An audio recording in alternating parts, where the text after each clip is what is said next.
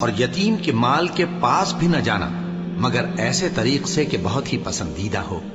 یہاں تک کہ وہ جوانی کو پہنچ جائے، اور ناپ اور تول انصاف کے ساتھ پوری پوری کیا کرو۔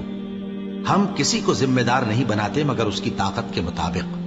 اور جب کسی کی نسبت کوئی بات کہو تو انصاف سے کہو، گو کہ وہ تمہارا رشتہ دار ہی ہو، اور اللہ کے عہد کو پورا کرو۔ ان باتوں کا اللہ تمہیں حکم دیتا ہے تاکہ تم نصیحت قبول کرو،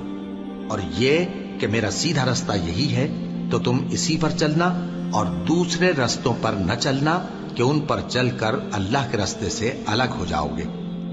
ان باتوں کا اللہ تمہیں حکم دیتا ہے تاکہ تم پرہیزگار بنو۔ ہاں پھر سن لو کہ ہم نے موسیٰ کو کتاب عنایت کی تھی تاکہ ہم ان لوگوں پر جو نیکوکار ہیں نعمت پوری کر دیں، اور اس میں ہر چیز کا بیان ہے، اور ہدایت ہے اور رحمت ہے، تاکہ ان کی امت کے لوگ اپنے پروردگار کے روبرو حاضر ہونے کا یقین کریں۔ اور اے کفر کرنے والو،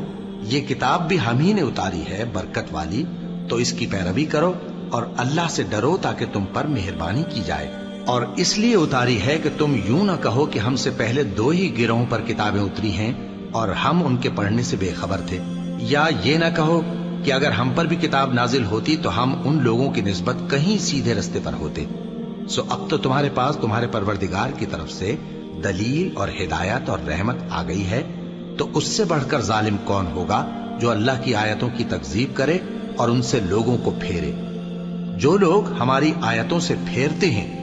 اس پھیرنے کے سبب ہم ان کو برے عذاب کی سزا دیں گے۔ یہ اس کے سوا اور کس بات کے منتظر ہیں کہ ان کے پاس فرشتے آئیں، یا خود تمہارا پروردگار آئے، یا تمہارے پروردگار کی کوئی خاص نشانی آ جائے۔ جس روز تمہارے پروردگار کی خاص نشانی آ جائے گی تو جو شخص پہلے ایمان نہیں لایا ہوگا اس وقت اسے ایمان لانا کچھ فائدہ نہیں دے گا، یا جس نے اپنے ایمان کی حالت میں نیک عمل نہیں کیے ہوں گے تو گناہوں سے توبہ کرنا مفید نہ ہوگا۔ اے پیغمبر، ان سے کہہ دو کہ تم بھی انتظار کرو، ہم بھی انتظار کرتے ہیں۔ اللہ اکبر، اللہ